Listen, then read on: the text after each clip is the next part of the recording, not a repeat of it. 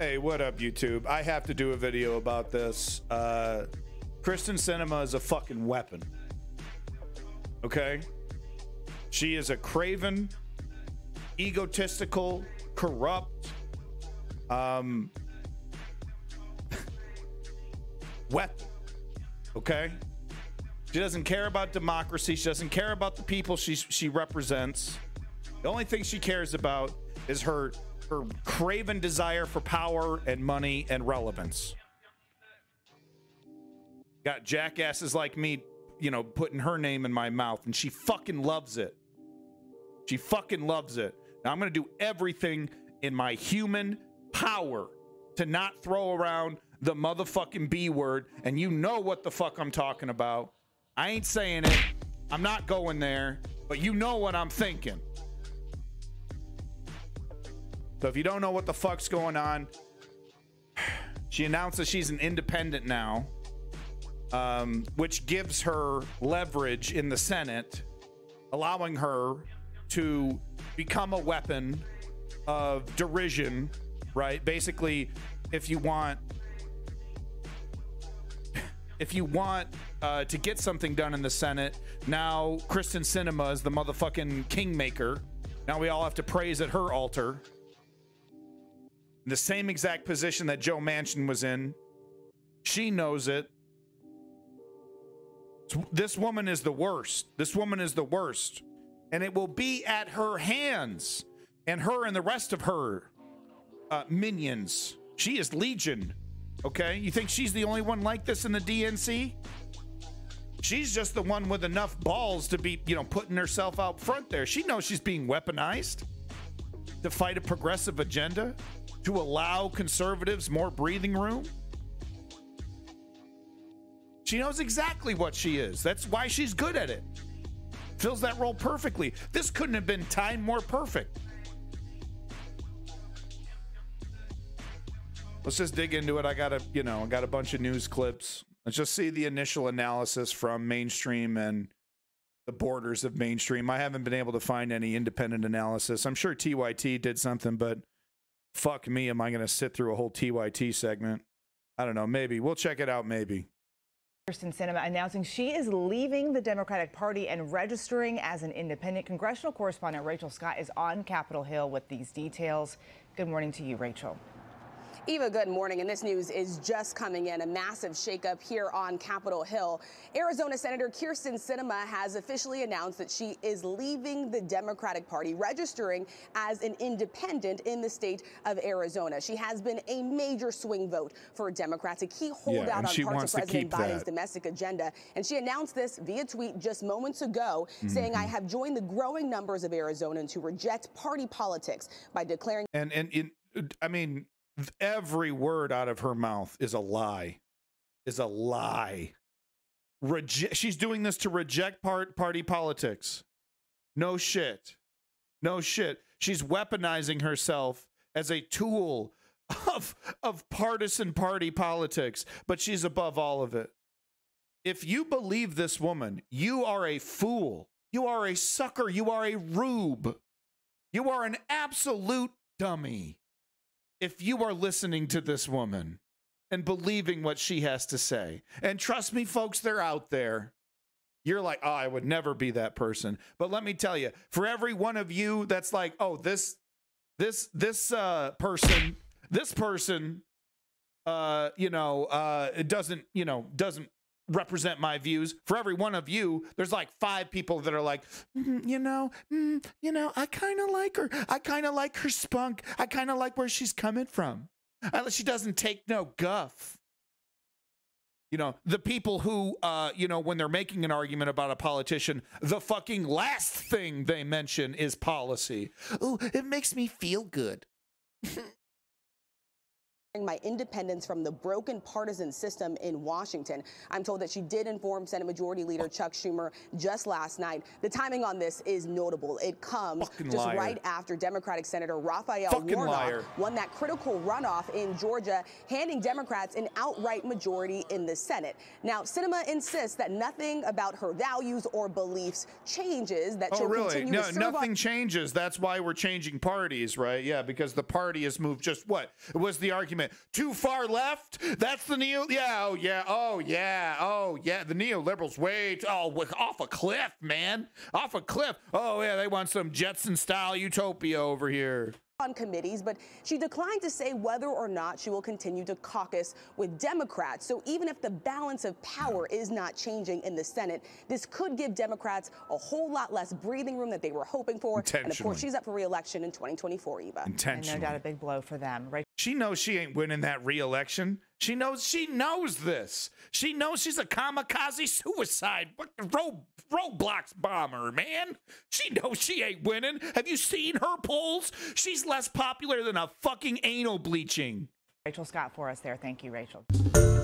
Hi, everyone. George. Shut the fuck up, George Stephanopoulos. You think I want to see your ass after every goddamn video? Holy fuck.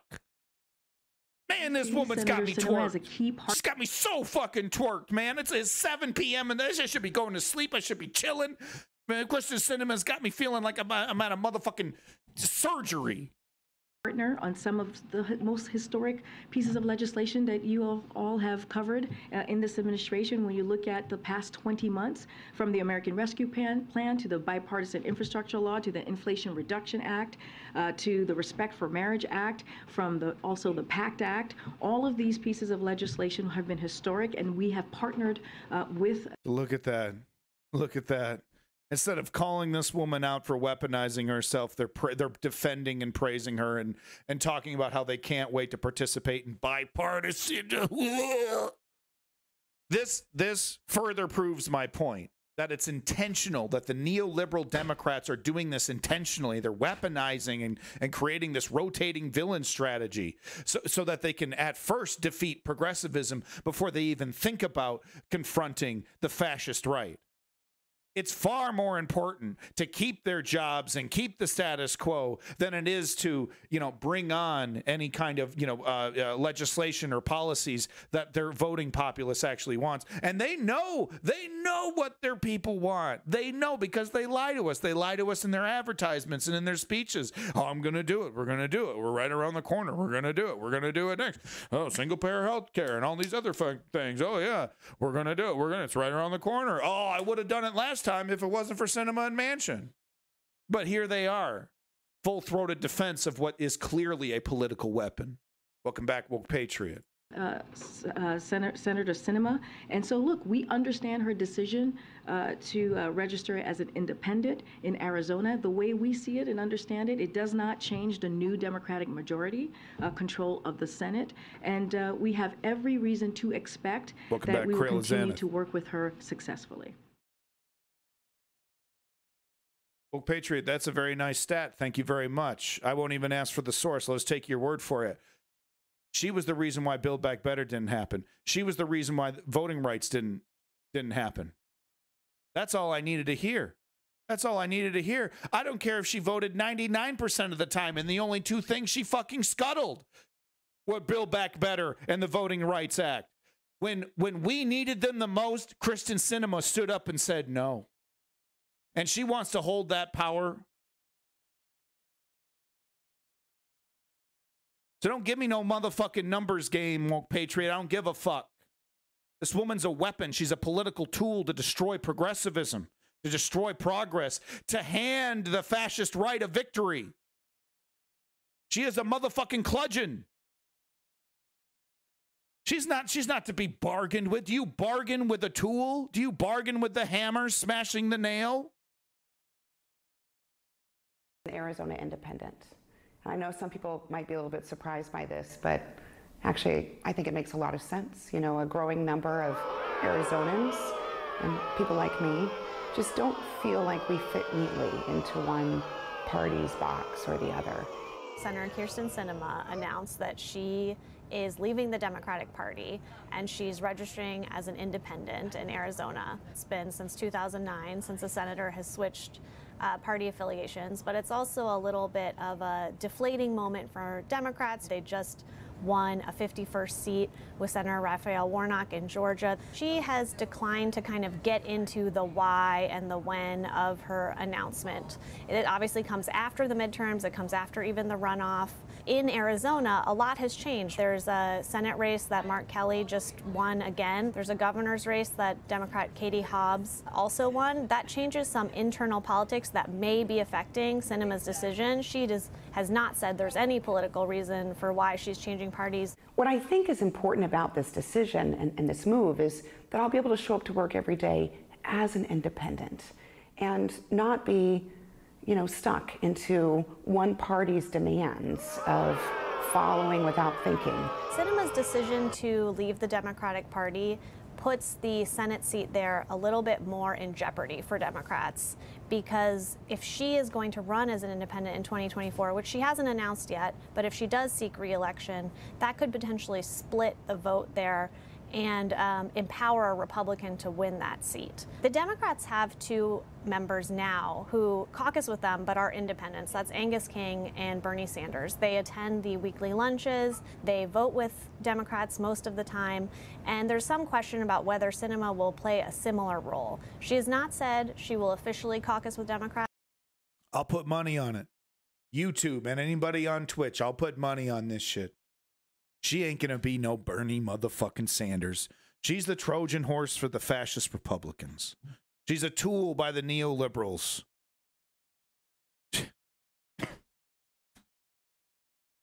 I don't know if she thinks she's working with the Republicans or not. I don't know what's going on in her head.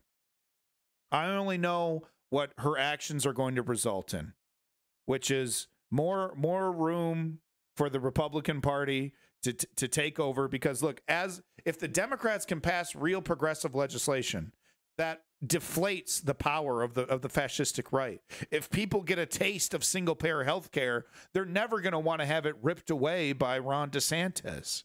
And same thing with free education and all the other things, right? They need people like Sinema to slow this down so that they can complete their project. Whether she understands that and is working for that, I don't know. But that is the end result of what her actions are going to achieve, which is stymieing any progressive policies that could possibly make the neoliberal party look better, look more electable. And look, you think the neoliberals know this? No, they are convinced that this is the right strategy. They are still convinced for some reason. I don't know why. I just don't know, because none of the polls show it. But they still think that America's a center-right, moderate, Christian conservative country. And that, if we don't appeal to this, middle-of-the-road centrist, we're just not going to be electable anymore. As they ignore tens of millions of Americans who are dying for real solutions, dying to vote for somebody who's going to give them something, and Bernie showed it. Bernie lifted up the rock of corruption to see millions of voters scrambling around without a purpose. And for one shining fucking month, it seemed like he might. But he didn't want to be Ralph Nader, and he flushed it down the fucking toilet. But she has said she won't be with Republicans. Well, I intend to maintain my position on my committees. Yeah, and why does she get to keep her committees? I ask you. Why? Why in the world would the neoliberals allow her to keep them? Ask yourself that. Why they would let this person stand in the way of their agenda. And then she gets to keep her committee. She doesn't even get stripped of them like Ilham Omar did. Why does she get to enjoy this? Ask yourself that. Doing the work that I've been doing for Arizona. So I don't think that things will change in terms of how I operate or the work that I do in the United States Senate. And she should be heavily punished for this. She's spitting in the face of Hakeem Jeffries and all these victories. No. Joe Biden's press secretary, oh, she's really great, and I can't wait to work together, and everything's going to be just fine. So no, the Republicans don't technically have control of the Senate, Crail, but they also kind of technically do. It's completely at the whim of this woman who's proven time and time again that she loves handing out free fucking handouts to corporate America and just can't find it within her to slice a little chunk off for the hundreds of millions of people that needed her the most. Welcome back, John Axel. The party switch kind of raises questions about Sinema's vote going forward. It's never been a sure thing for Democrats to know that Senator Sinema is going to vote with them. That's part of, why she's had a complicated relationship with the party the past 2 years. Over on the House side, that's flipping Republican. So the next 2 years probably aren't going to be a fertile time for big bipartisan deals. House Republicans have made it clear they want to block a lot of President Biden's priorities. So in a way, Sinema being a little bit more of a wild card than usual doesn't change the state of play on the Hill that much. I've registered. Feel free to post about that in the general channel. Crail of Xanath. Thank you.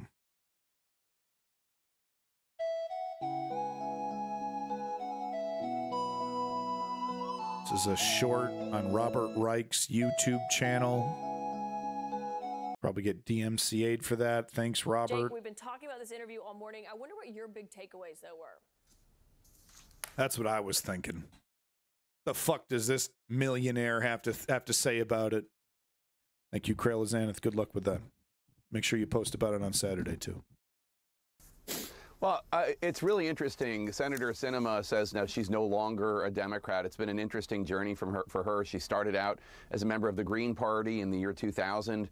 She endorsed and worked for Ralph Nader, tried to get Ralph Nader into the White House. But now that path has continued. She went from Green Party activist to Democratic Congresswoman to Democratic Senator to moderate Democratic Senator that was sometimes a thorn in the side of the Democratic leadership. And now she's an independent. You really going to put it that mildly? You're really going to put it that fucking mildly, Jake?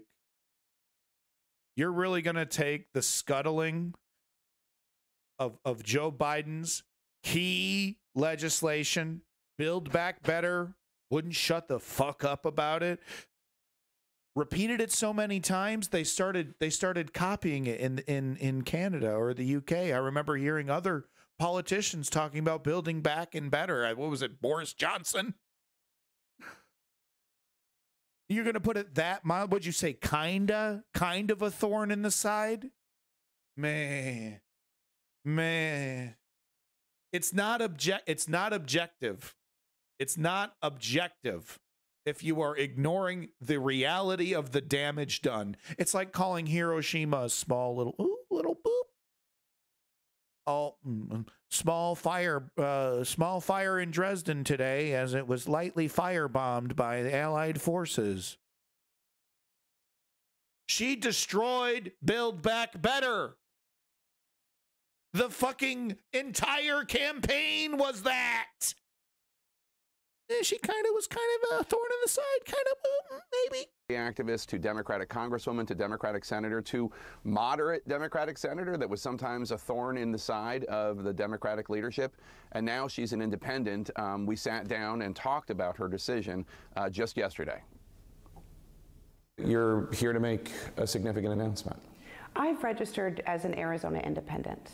I know some people might be a little bit surprised by this, but actually, I think it makes a lot of sense. A growing number of Arizonans and people like me just don't feel like we fit neatly into one party's box or the other. And so, like many across the state and the nation, I decided to leave that partisan process and really just focus on the work that I think matters to Arizona and to our country, which is solving problems and getting things done.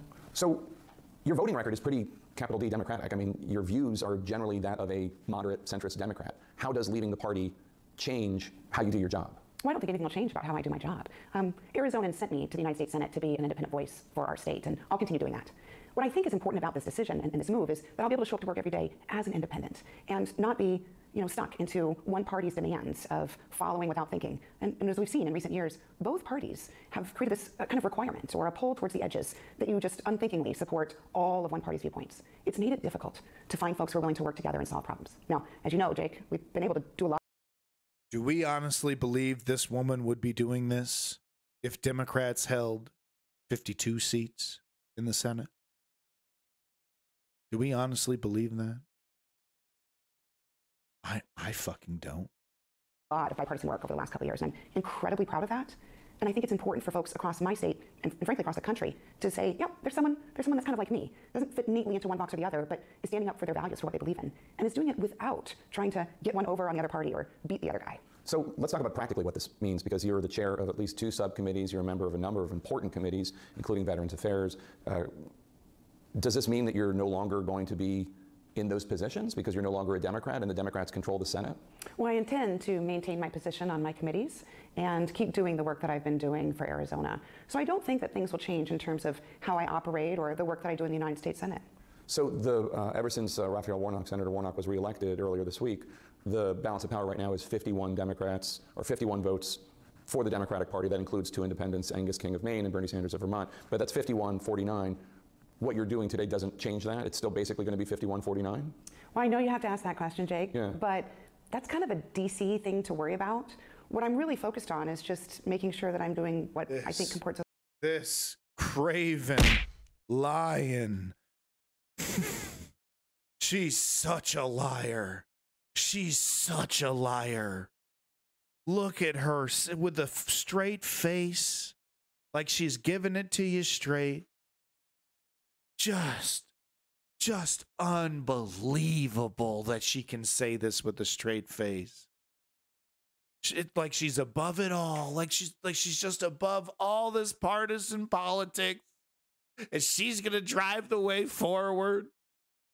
This woman is a weapon of partisan politics to her absolute core. The only thing she cares about is power and wealth pertaining to her power and her wealth. Basically going to be 51-49?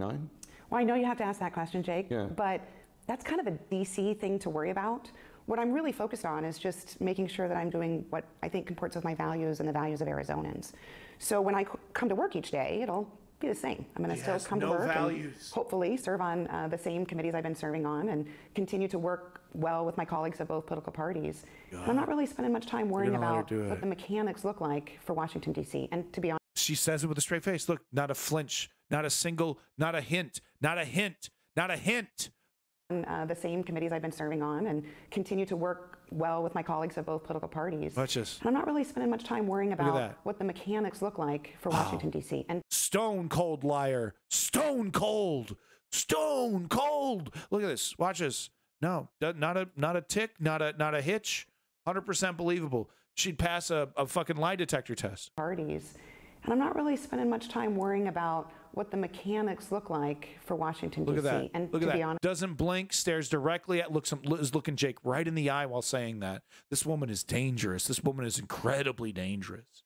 Jake, I don't think anyone in Arizona is caring about that either. Wow. A full, complete emulation of what human truth looks like. Wow. So I don't think things will change much for me, and I don't think things will change much for Arizonans. It's also an unusual time because the Democrats in Washington feel really good right now. They actually picked up a Senate seat. Crail of Xanath is asking if she wants to keep her seats or it's a guarantee that she's going to keep her seats. There's been no announcement whether she's going to be kicked off her seats. The only thing that's happened officially is that Joe Biden sent his press secretary out there talking about how proud and how they can't wait to work in a bipartisan fashion. So I think it's very likely that she's not going to lose a single committee. She's not going to be punished for this at all because she's a useful weapon by the neoliberals. She's doing exactly what they want. That's why I'm saying she's a complete fucking liar, talking about how I'm just doing this because of following my principles. I'm just following my principles. No, she's acting as a goddamn stake in the middle of the river. She knows exactly what the fuck she is. And it's cold, calculated, man. She's cold. Very dangerous woman.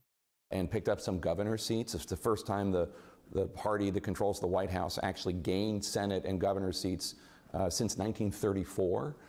The wave that was supposed to come, the red wave, didn't actually happen. Kevin McCarthy, or the Republicans, maybe Kevin McCarthy will be the speaker, but either way, the Republicans will control the House, but not with the margins they were expecting. This is going to disappoint a lot of Democrats, and they're also going to feel like they don't understand. Why would you do this at a time when the Democratic Party is having a good week? Well, I think folks at home in Arizona have known me for a very long time, and they know who I am. I've always been someone who... This has fucking nothing to do with people in Arizona. And look at her. And look at her. Just rolls through it. Rolls through it, man. Is focused on getting results, getting things done. And I've never fit neatly into any party box. She's a sociopath. Tried. I don't want to. And I think that's reflective of how most Arizonans live. You know, Arizonans who aren't affiliated with either party are often the largest group of voters in Arizona. And even those who are affiliated with parties often find that they don't fit 100% into that box. The reality is that when we get up in the morning, we don't really think about partisanship. Most people don't wake up and think, okay, well, I've got to get this Democratic breakfast on the table. I got to get in my Republican car and go to work. That's not how real life is. I know it is in this town, but in the rest of the country, people are just living their lives. And so they're not thinking about who's winning and who's losing. Is this woman running for vice president? Is that what I'm hearing right now?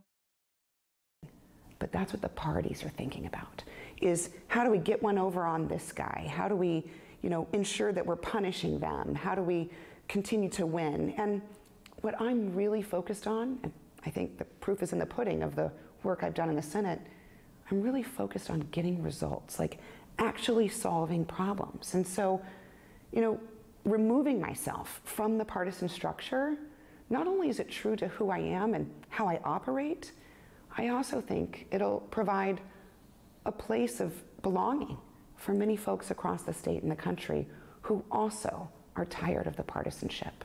Well, there's going to be a lot of noise about this from the Democrats, from progressives, from the left.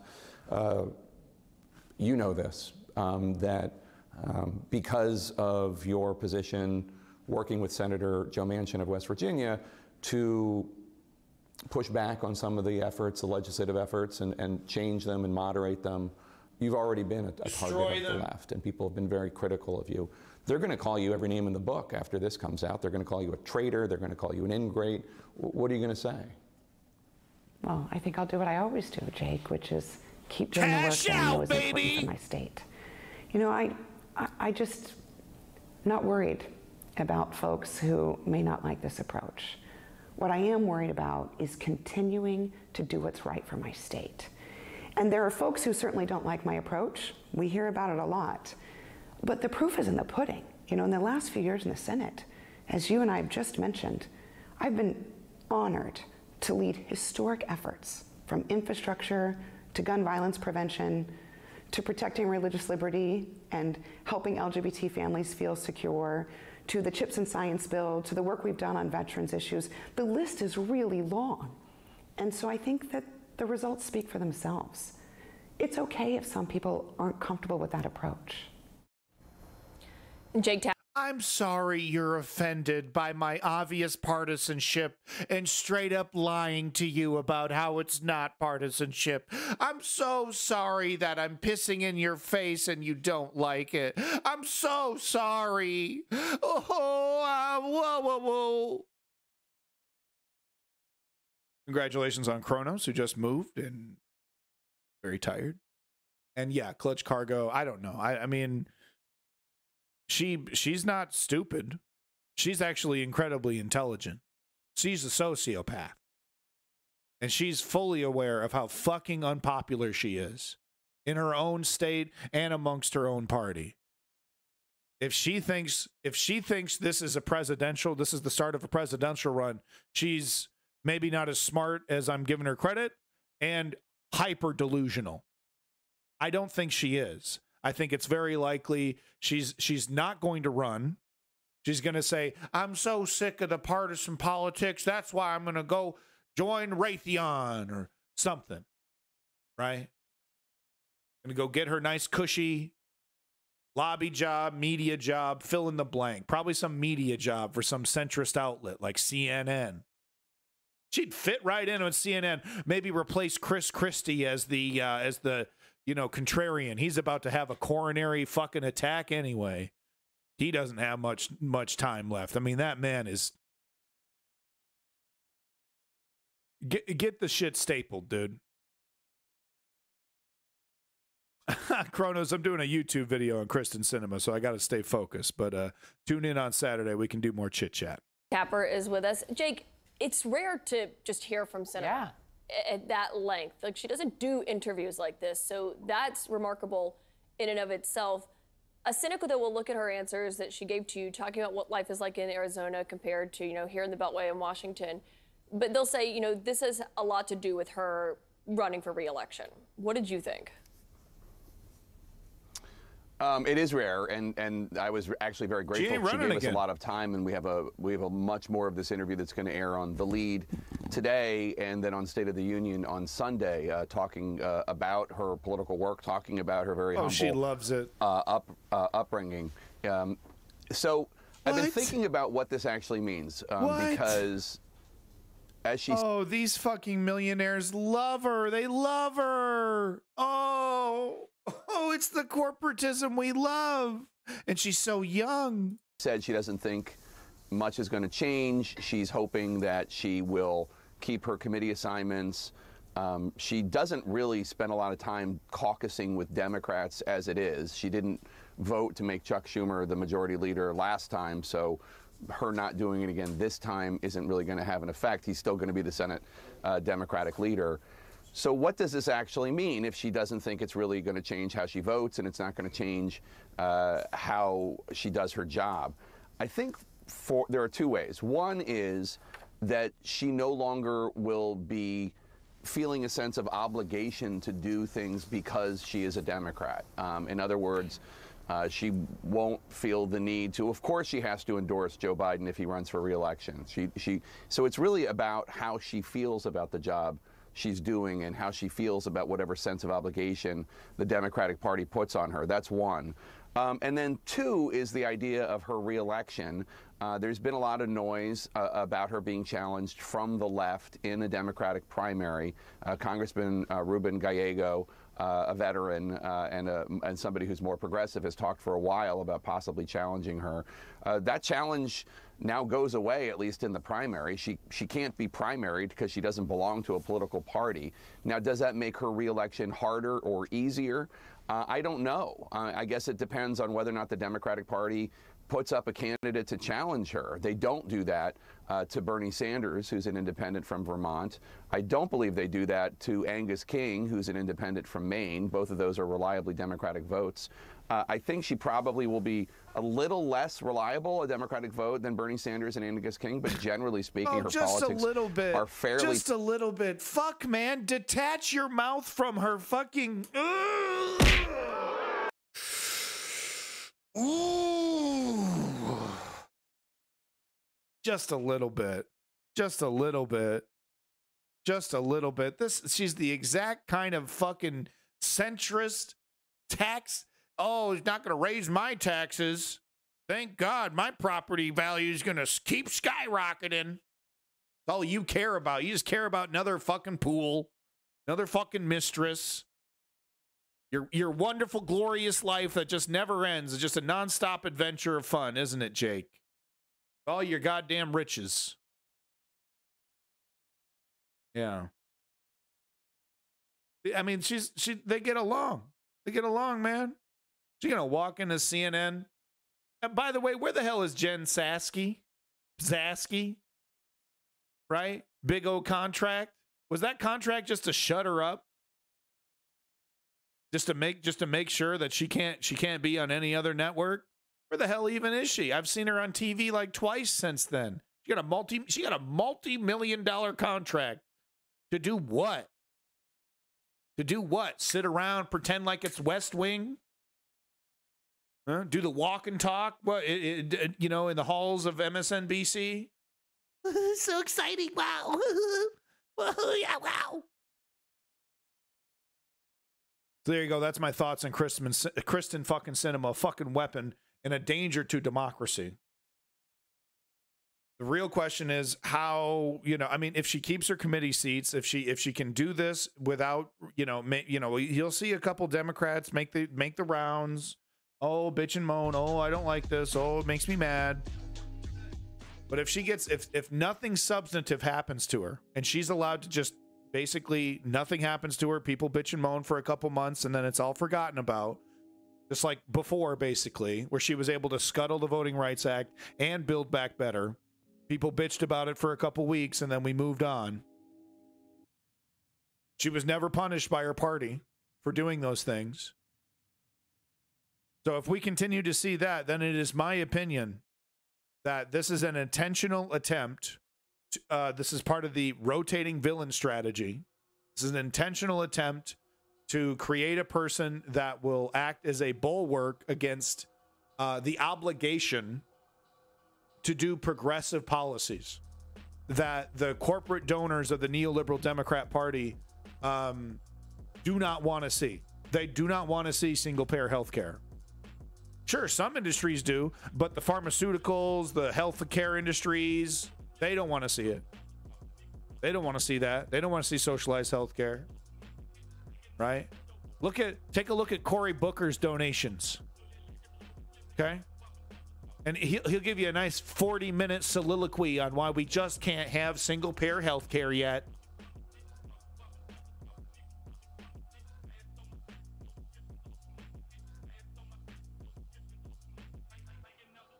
So that's what I think about Kyrsten Sinema. Have a good night, YouTube. Like and subscribe. Check out the motherfucking Twitch. I'm Abandoned Nihilism. Thank you.